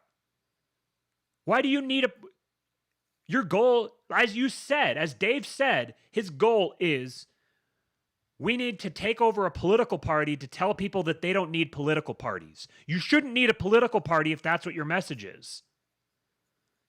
You have no need to take over the LP. Now, the reason to take over the LP is to win local elections. Get libertarian candidates elected at local levels. Or play spoiler for the Democrats, or do whatever you need to do to get the right people elected at the base local level. There's where they can actually have an impact on someone's lives. Then you might have something to show for yourself. Otherwise, all of the efforts need to be focused on media and education and entertainment. The best thing that Dave Smith can do is make his show as big as possible. And I think that he probably, to be fair to him, I think he probably thinks, if we get really active in the LP, then it'll draw more people, get more eyes and draw more people. That's fine. That's great. Yeah. Get involved in the LP, blow that message up as much as possible. Like get people, do whatever you need to do to get in front of as many people as possible. Drive them to your show. Get them there. Don't get in front of as many people as possible to say libertarians want people to want to end the Fed and end wars, because nobody gives a shit. John is saying some really good stuff too. People have to be like we've said. People have to be the best version of themselves that they can be. Libertarians got to stop looking and sounding like a comic book guy, right? Which is very true. But that's what I'm saying. Dave has so much potential just to sort of chad people up, and say what you will about right wing people, but there's a lot of fucking chads out there, and it's like I would embrace that just 1,000 times more. Whoever can tap into the right wing energy will rule the world. Yeah, and there's a lot of energy to tap into, and I think that's why, that's why there was a lot of disappointment. Like a lot of people, I was like looking at comments and stuff, and a lot of people tuned out to a lot of different voices when there was not a real big mention about all the boater squad, because it would have tapped into that right wing energy, and I just, again, what a blown opportunity that was. But that energy's still there. Look at Ron DeSantis. Oh my God, Ron DeSantis. Do you understand that I moved here from Florida, and I'm sitting here in North Carolina where I thought people were going to be riding around on horses and lighting matches on their fucking stubble and shit, and I'm just like locked up in my house like a bitch, and I'm looking at fucking news alerts from Florida. It's just like, the governor of Florida says you can shoot rioters, and I'm just like, excuse me? I'm in North Carolina reading about this. It's just I got bum rushed by a cop out there for saying words. Are you kidding me? Ronnie D. Oh man. Here's a great example of what good messaging is not. So Tim Boyd was the mayor of Colorado City, and he said, "Let me hurt some feelings while I have a minute. No one owes you or your family anything, nor is it the local government's responsibility to support you during trying times like this. Sink or swim, it's your choice. The city and county, along with power providers or any other service, owes you nothing. I'm sick and tired of people looking for a damn handout. If you don't have electricity, you step up and come up with a game plan to keep your family warm and safe. If you have no water, you deal without and think outside the box to survive and supply water to your family. If you're sitting at home in the cold because you have no power and are sitting there waiting for someone to come rescue you because you're lazy, is direct result of your raising. Only the strong will survive and the weak will perish, P-A-R-I-S-H. Folks, God has given us the tools to support ourselves in times like this. This is sadly a product of a socialist government where they feed people to believe that the few will work and others will become dependent for handouts. Am I sorry that you have been dealing without electricity and water? Yes. But I'll be damned if I'm going to provide for anyone that is capable of doing it themselves. We have lost sight of those in need and those that take advantage of the system and mesh them into one group. Bottom line, quit crying and looking for a handout. Get off your ass and take care of your own family. Bottom line, don't a part of the problem, be a part of the solution." Amen, brother. So, just because something is true doesn't mean that it's worth saying. Again, what are the consequences of doing this? Are the consequences of doing this, people are like, "Oh, God, how could I have been so stupid?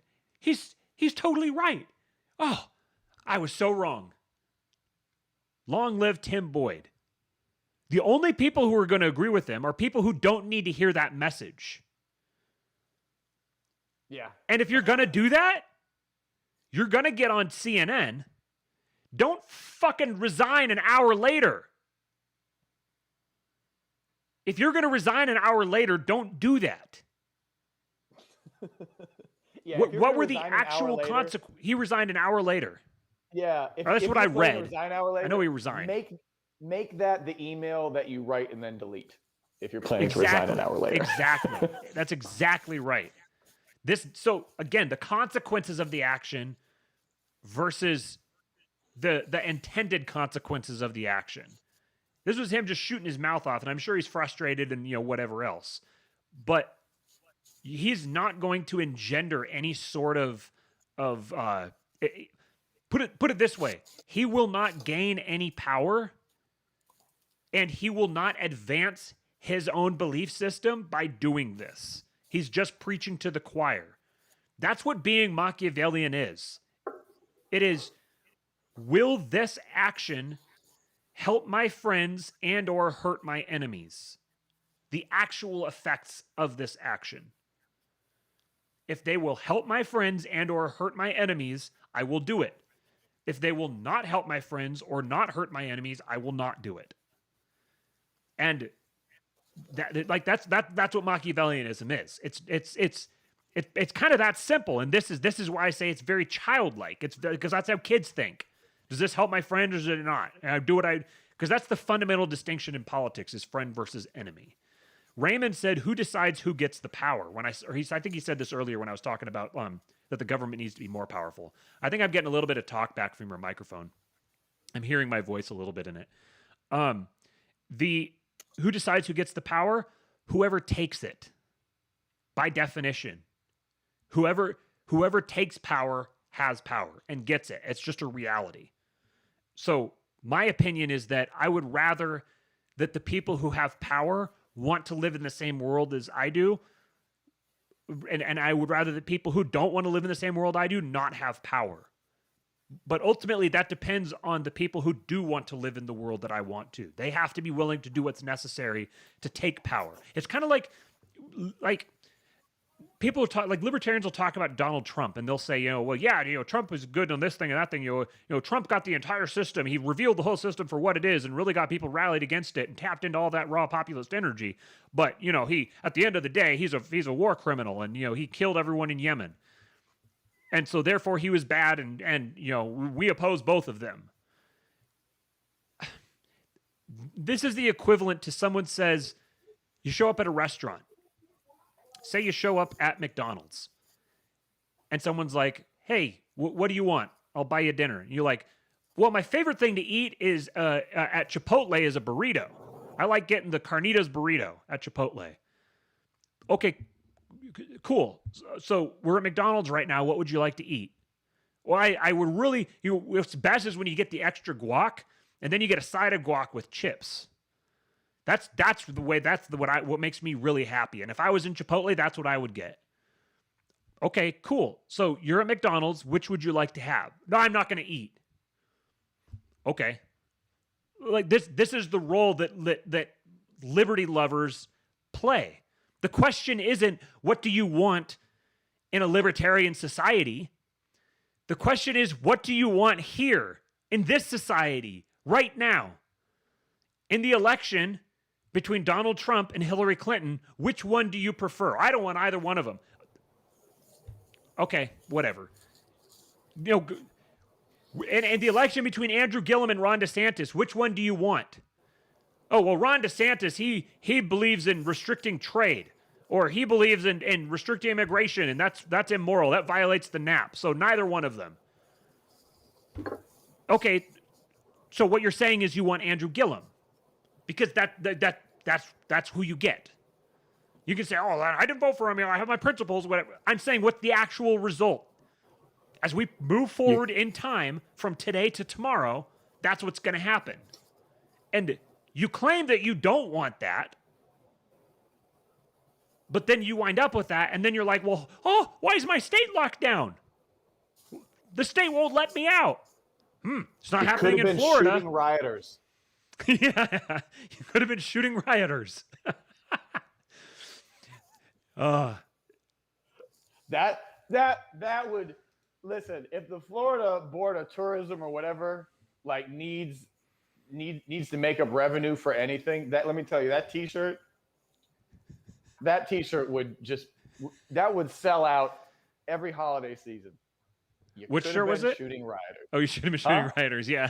Yeah. That would be fantastic. I mean, is there a better if Christy Nome thinks that she has like a solid pitch to get people to move to South Dakota, Ronnie, you struck gold, buddy. We'll make it for you for free. Oh man. Someone else did something up here in the comments that I wanted to get back to. Oh yeah, Amy's doing good work. She's reminding me to tell people to like and share the show and subscribe to the channel. So please like and share the show and subscribe to the channel. Let's see. There's a couple comments here that were good. Let me run through them here. Yeah, Matt finds those. Listen, I will kick myself off this show. The people are so smart in the comments. I mean, they're just saying amazing things. It's difficult to actually keep up. And I know there's only 10 people in there or whatever, but we have the best commenters. There's so many good things being said. No one comments as good comments as we get. Hegelian dialectic earlier. Yeah. That was one of the ones I wanted to read. Okay, so first one. Okay, yeah, so Eric Muma, he said libertarians and conservatives need to stop playing into the Hegelian dialectic of the left. We cannot beat them at their game and instead should focus on building mediating institutions. Put a 100 emoji on that. I guess we can't do that on YouTube. If you don't know what the Hegelian dialectic of the left is, go find out. Maybe we'll do a video on it. If you don't know what the Hegelian dialectic of the left is, go find, different. Stop talking about politics until you've educated yourself. Go comb through different 45-minute sections of various podcasts that we've done and see if maybe we talk about it at some point. And if you can't find them, Matthew Erickson wants you to light yourself on fire, but not before you unsubscribe to this channel. Yes, what he said. Okay, this one here. John said the left believes in hierarchy, they just don't call it so. And Wyman said the same thing. I was going to say the left definitely believes in hierarchy. Everyone believes in hierarchy. Hierarchy is as human as anything. But the difference is the people who explicitly believe in it and the people who claim not to. To get rid of hierarchy, you have to have a hierarchy because there has to be someone there to get rid of it. The left clearly believes in hierarchies. They believe that they're better than a Trump voter. So they definitely believe in hierarchy. It's a matter of does their worldview allow them to? Does their worldview allow them to endorse it? The test that Michael Malice always uses. Sorry, I keep wiping my eye here. I got like a eyelash in or something. The test that Michael Malice uses is he said if you want to find out whether someone's right wing or left wing, just ask them, are some people better than other people?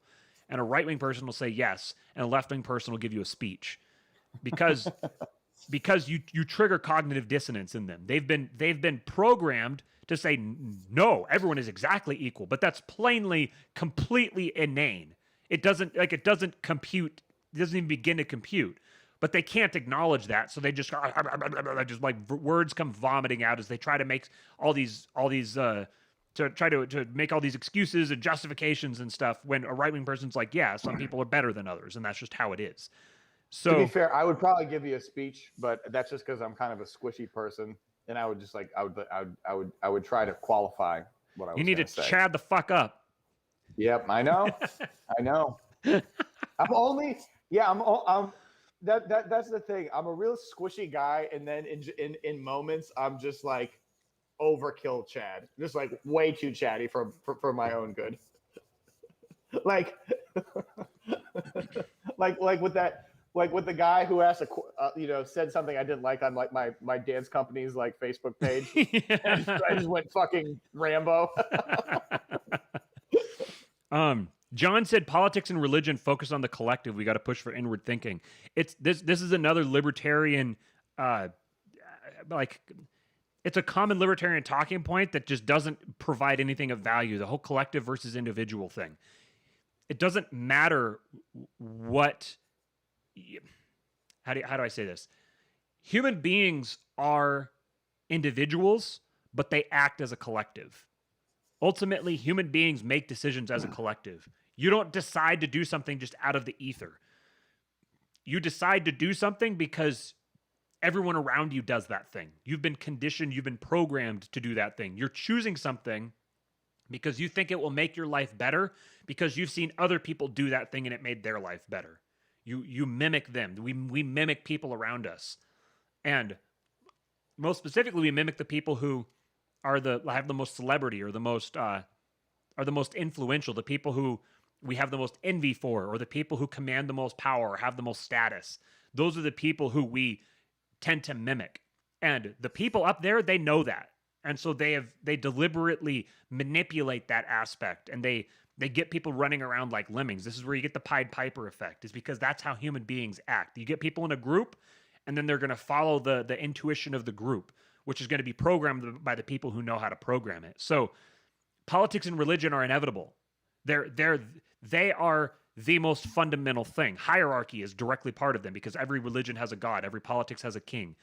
It's hierarchy and religion and politics are all inextricable from each other, and these are like part of the lizard brain on people. This is the way that the ego interacts with the lizard brain or whatever, or the soul, or whatever you want to call it. It's the way that your subconscious interacts with your conscious brain. John is a real interesting guy. So he's down here and he's saying inward thinking isn't about the individual. It's about looking at reality through a mirror as opposed to ideology.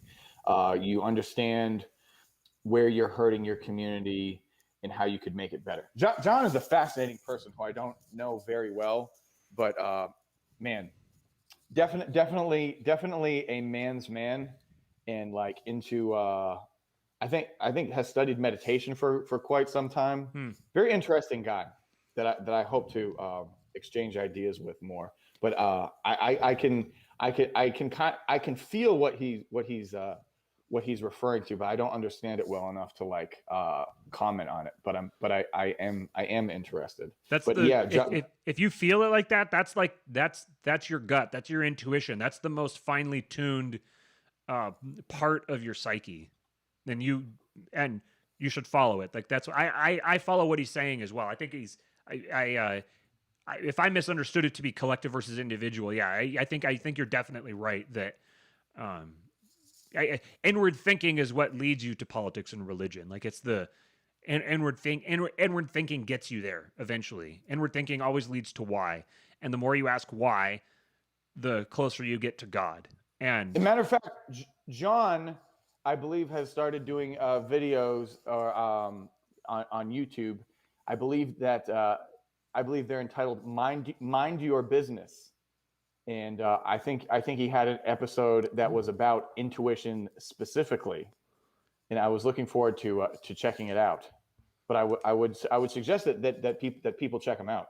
Mind Your Business, John Hartman on YouTube. But yeah, I think Johnny has studied meditation for quite some time. I just wrote that down to look up and listen. Yeah, to. In his and I don't know. I kind of like this. This is just me talking about a guy that I think I like. but we're gonna clip that out. he's a plumber, but he's like a dude. This is it's kind of like what we're talking about. John is a fucking dude. You know what I mean? He's a plumber. He's been a plumber for fucking ever. Can like fix things and provide value, and like has 2 daughters. I believe I'm correct, Jonathan. And like is a good dad. You know what I mean? Like I saw a Facebook video of him. He's in Chicago, like building a fucking full size igloo that his big ass can crawl through, like with two entrances, and like doing things like for his daughters that he loves, and you know, isn't just like, oh, I'm a plumber. You know, he's a learned man. You know what I mean? He can discuss things with you. He can talk about meditation. Can you talk about meditation with your plumber? You can't. Shut the fuck up. Unsubscribe. Matt doesn't like you. I think that the other host of this show has found himself a person he's a fan of. I think John has a fan. Yeah. Okay, so Eric also says libertarians ignore the insights of existentialism, that life is full of suffering and that the most unbearable form of suffering is uncertainty. It is human nature to seek power to reduce suffering. Yes, Eric is dropping bombs. Scrolling down through here, I got to try to get through these kind of quick because I got to get wrapped up because I got to get up and go to sleep and get up at 4:30 in the morning. Let's see here. So look at Riverside County. Eric again. Look at Riverside County. Libertarian County commissioners were able to nullify California state COVID restrictions. Again, absolutely. They are having a direct, tangible impact on improving people's lives because they put themselves in position to do so. And to do that, they didn't have to like argue with people about Austrian economics or something. Like there's a place for that. It's just not in politics. Don't forget to like and share the show and subscribe to the channel. Whoops. Jumped all the way to the bottom. Okay. If Dave ever says he wants Trump tried for war crimes ever again, talk about the most idiotic messaging ever. Yeah, I mean it's provocative. Like it kind of, I guess it's a good way to like indicate that you're not part of the MAGA crowd, I guess. But I mean, there's no social value in that. There's not. If you aren't saying that vaccines are 2021's 40 acres and a mule, then you're part of the Trump crowd. Like as far as those people are concerned, anybody who's going to hear you say that and be like, oh, okay, well, this is a guy that I should listen to. Anyone who hears you say that is like, there's no one who's actually going to think that. It's only going to be people who already agree with you. And the libertarians have enough preaching to the choir. So if you're trying to like get yourself distance from which I don't think Dave is. I think that Dave honestly believes that. I think he's an honest guy. But I know that a lot of people, like that's the thing that a lot of libertarians want to prove that they're just so cool because I'm not a Trump guy, you know. I'm not a lefty, but I'm not a Trump guy either. It's like the ultimate midwit position. And it doesn't like, it's like, oh, good. We want a cupcake. Like what you just indicated is that you don't participate. Like you don't have any influence on the outcome. You just like to listen to yourself talk. No one gives a shit about war crimes. Yeah. No one gives a shit about war crimes if it doesn't affect them. People are selfish people. You have to appeal to their self-interest. You have to give them something that will directly, immediately make their lives better in a tangible way. Even if it means helping other people, people help other people for the sake of their own self-interest. I don't help someone because I want that person to be helped. I help someone because it makes me feel good to help them. And I help them because it makes other people think I'm a better person because I help them. These are the reasons that people do it. And then we give ourselves a reason after the fact. But ultimately, fundamentally, at the base level, we help people because it makes us feel better. People are just people are just self-interested at the very base. This was the Ayn Rand. She wasn't even saying people should be self-interested. She was saying people are self-interested. And this is the Austrian observation as well, that people are self-interested. They act in favor of their self-interest. But the real question is who programs that self-interest? Who determines what they want? Who makes them want things? So who makes them make decisions, not just because someone else wants them to, but because they want to. When you can do that, when you can control people like that, then the world is your oyster. False Dilemma, watch James Lindsay videos. Yes, absolutely. That is one of the most accurate tests ever conceived. Speaking of the Michael Malice thing, I think. Chad the fuck up and shoot the rioters is the new line of King Pill shirts coming soon. Also, Matt Erickson determined my child's gender, or assigned my child's gender. It's about looking at reality through a mirror as opposed to idea. Okay, yeah, as John was saying, inward thinking. Oh no. Yeah. Yes, most actions predetermined. Okay. John, lots and lots of stuff from John. Thanks for the shout out, dude. Steven, tell him you're welcome. Johnny, I love you. Acceptable. Okay. All right. Well, I got to the bottom of the comments here. So I think that was all that I had to talk about today. I hope I didn't forget anything. If I did, I guess we'll have content for the next episode. Do you have anything else you wanted to say? I'm great. Is that what your mommy tells you? Yeah, just remember, I think it's in summation of the episode is that, what liberty lovers need to do is embrace their role as the strawberry ice cream in the Neapolitan container that is the political landscape of 2021. And just, put those chunks of strawberry out there, fellas. Put those handcuffs around your wrists and stick your cheeks out. Cheeks out for Harambe. Cheeks out for Rothbard. New T-shirt. Another T-shirt, man. We're gonna have a whole store of T-shirts here pretty soon. We got to get this started. You want to talk about grift? Oh yeah. Well, we're gonna grift the fuck out of this thing, man. Okay, so so this has been fun. Thanks for tuning in with us here, guys. Going forward, we're trying to get on a consistent schedule of when we come out, and we thought that Monday and Wednesday at 7 Pacific worked, and it turns out it doesn't work for either of us. So going forward, we're gonna try to settle a better time. Tentatively right now, I think it's probably going to be Monday and Thursday at noon Pacific, but stay tuned. We'll let you know exactly when, and we're working on getting a logo and getting an intro music and getting all that kind of stuff set up and getting this up on a podcast so you guys can actually listen to this without having to have your phones open if you're too poor to pay for YouTube Premium. Eric Muma would be the person that Eric Muma. For what? I'll tell you later. Okay, but sounds good. He's in the chat. That's your logo man. Oh, he's the logo man? Yeah. Oh, okay. Sounds good. All right. Well, thanks, guys. This has been King Pilled. I am your host, Matt Erickson. Follow me on Twitter. Other host. Hey! I'm doing mine. Follow me on Twitter at Real King Pilled, and subscribe to the channel. Like and share the video. Okay, now your turn. Go ahead, Liberal Steve. I'm the other host until I megalomaniac power grab from Matthew Erickson. So I'm not worth following on Twitter until I figure out how to do that. That's my commitment to this power game. Follow him at Messina Inc. MESSINA Inc. INK. See you guys.